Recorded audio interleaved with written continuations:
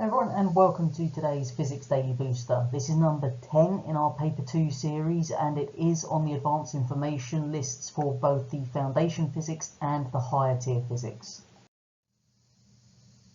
What we're going to do then is carry on looking at our work on P7, and really what we're going to focus on today is the idea of power in slightly different forms. First thing though, we need to understand what happens when we transfer energy. Now, energy is transferred when charge moves from a battery or a power station. So what we've got is an energy store in a battery with a chemical store, and then depending on what kind of power plant we've got, that energy store would either be chemical or nuclear. So if we're talking about a fossil fuel power station, then we're talking chemical stores, whereas if we're talking about a nuclear power station, nuclear store. Hopefully that's quite obvious. Now, what actually happens as that energy is transferred from that original store to the other location, then we are going to be having electrons in the wire, then moving.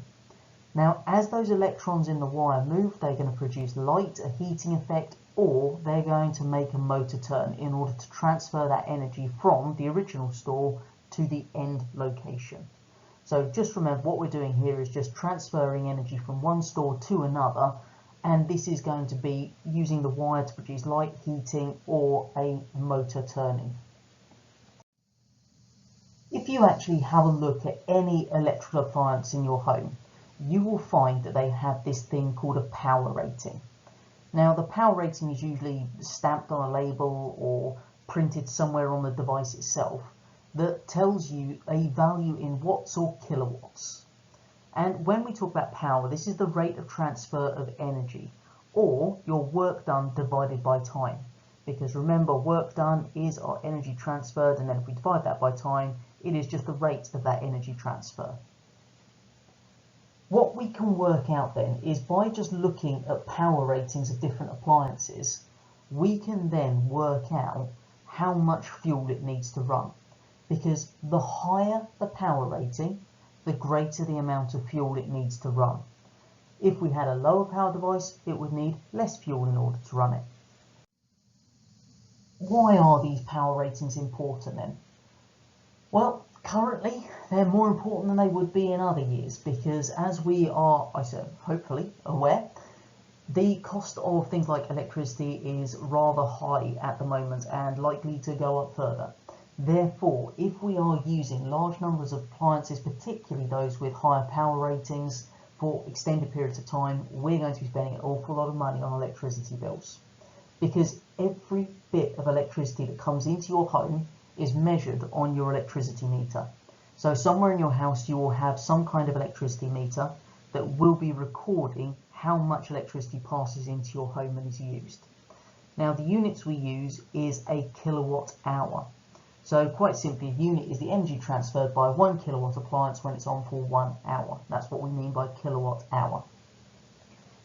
There are calculations associated with this. Remember, you do get the formula sheet in your physics exam, so there's no need to memorize these, you just need to know that they are there and use them. So work done is power times time. Do notice, power is in kilowatts and the time is in hours. So what we could find here is they could give you power in watts, time in minutes, for example. You'd have to convert to kilowatts and hours. So if they've given it to you in watts and you need it in kilowatts, just divide by 1,000. If they've given you a time in minutes and you need it in hours, divide by 60. So obviously just look out for those key units to make sure you do that first of all.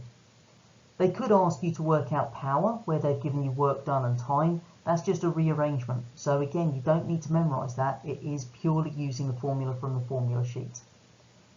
You'll notice over here I've given you 1 megajoule, because if we're talking power stations, as they can do in Unit 7, then they can use that prefix of mega. Now, 1 megajoule is the same as 1 million joules. So just make sure you're aware of those different conversions, because where they do have this maths element to it, they like to have some kind of conversion in there somewhere. Another style of question they can ask here is how much it costs for you to use a certain appliance for a certain length of time. So what they could do is obviously give you some information about power and time, so you can then calculate the work done and the cost per unit. That will be in the question. So all you need to do is, once you've calculated the work done, times that by the cost per unit from the question, and that gives you the cost of running the appliance for that length of time.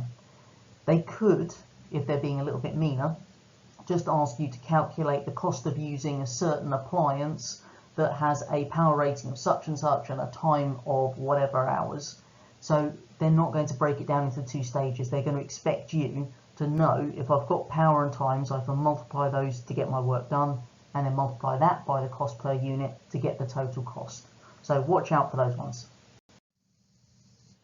Once we've transferred our energy from one store to another, it's not a case of everything that we started with makes it to that final store. Because sometimes, as we're transferring energy, it ends up in stores that actually are not useful, or that we can't use for working or heating. Now, in that scenario, that's what we refer to as dissipation. So the transfer of energy to stores that are not useful, that we can't use for working or heating, that is our dissipation of energy.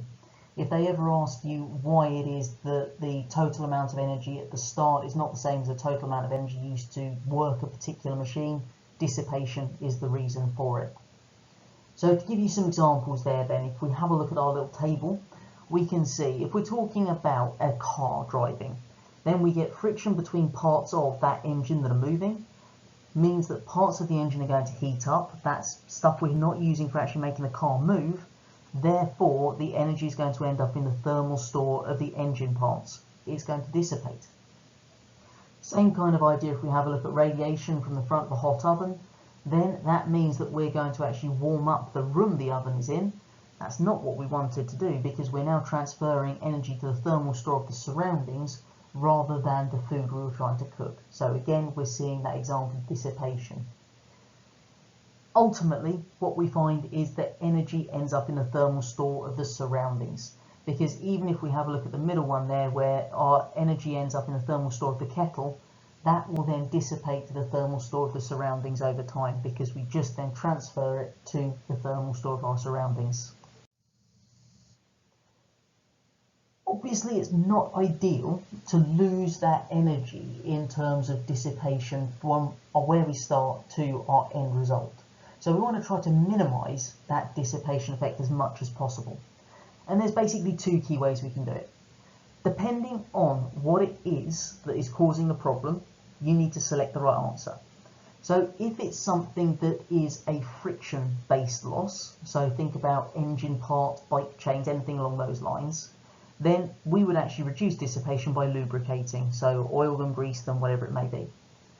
If we've got dissipation as a result of heating, then adding insulation is going to reduce that effect, because it minimises the amount of energy that then gets transferred to the thermal store of the surroundings, for example. Now, this does come into play when it comes to thinking about our homes. And again, you've probably heard in the news in more recent times about how people want us to do a better job of insulating our homes. Because what we do is, when it gets cold, we flick the heating on in our house to make it nice and warm. When you turn your heating off, the house will cool down, because the energy that we've used to heat the home is then being transferred to the surroundings through windows, walls, your roof, etc. So if we can minimise the amount of that energy being transferred to the thermal store of our surroundings through things like our walls, windows and everything, then we need to use less energy to heat our homes in the first place, and that's better all round. So what we have then, a couple of different scenarios depending on how old your house is. If we are talking a newer house, then you will have a cavity wall. So that means we have 2 walls basically with a gap, a cavity between them. Now that cavity can be filled with cavity wall insulation in order to minimise the transfers through your walls. So any of your really quite new houses, then they will have been jammed absolutely full of insulation. And you'll know, because they're the kind of houses that as soon as it gets slightly sunny, then you need to open all the windows because it turns into an oven inside. So cavity wall insulation is incredibly effective. However, we live in a country with houses that have been around for a very long time, and you will find a large number of our homes are solid brick wall houses. You can always spot them because if you look at the way the bricks are arranged on the outside of the house, if you've got this alternating pattern of long ways and then short ways bricks, so like that, that's a solid brick wall house. You don't have a cavity. Therefore, you can't put cavity wall insulation in. That means we've got to think of other ways to insulate these ones, and those aren't so cheap. So these are our problem houses in the UK. Because what we find is the ones that are not insulated will transfer more heat to the surroundings. So they're less energy efficient. Just like if we have a look at our little graph here, we can see that a thicker wall is going to see a much more gradual loss of temperature than the thin wall properties. So the rate on which the energy we transfer through our walls happens is going to depend on, firstly, the thickness, secondly, the material they're made of, and finally, actually the temperature difference between inside and outside. The greater the temperature difference, the faster that rate of transfer will be. Which brings us on to the idea of insulating materials, and we use this thing called thermal conductivity as a measure to tell you the rate at which it can transfer energy through a given wall. So what we find is a house with high thermal conductivity is going to lose a lot of energy very quickly, whereas a low thermal conductivity is going to take a lot longer to transfer that heat from inside to outside. That brings us very nicely onto the idea of calculating the efficiency of different devices. Again, this is going to be given to us on our formula sheet. So useful energy output divided by the input energy, because it's a percentage, times that by 100%. We want as many efficient devices in our home as we can, because that means we are transferring more of the input energy into our desired output, and therefore we're wasting less. They can ask you to draw something called a Sankey diagram, which is this little arrow thing here, and the width of the arrow just shows us the amount of energy transferred. So our initial width here represents our 36,000 joules, and then these two arrows that it splits into, basically what we're saying is they're half the width of that original one, because it would be to scale. If we then consider how we increase the efficiency of our various homes and appliances, then insulate things as we've discussed. We can use materials that reduce unwanted energy transfers as much as possible, and we can improve the technology. There was a time when all the light bulbs in your house were these incandescent bulbs, absolutely terrible in terms of wasting energy. Now, most homes are probably switching over or in the process of switching over to LED bulbs. They use a fraction of the power in order to actually produce the same amount of light. They also transfer far less energy to things like the thermal of the surroundings. If you put your hand near a halogen bulb, for example, it's blooming hot. You put your hand near an LED bulb, very little heat given off. So again, it's a more efficient device. If there are any bits from today's booster that you'd like to go through in more detail, obviously there's a P7 playlist on the channel. Use your revision guides and have a look at some past exam papers before you sit the real one. And don't forget to join us again tomorrow for our next daily booster.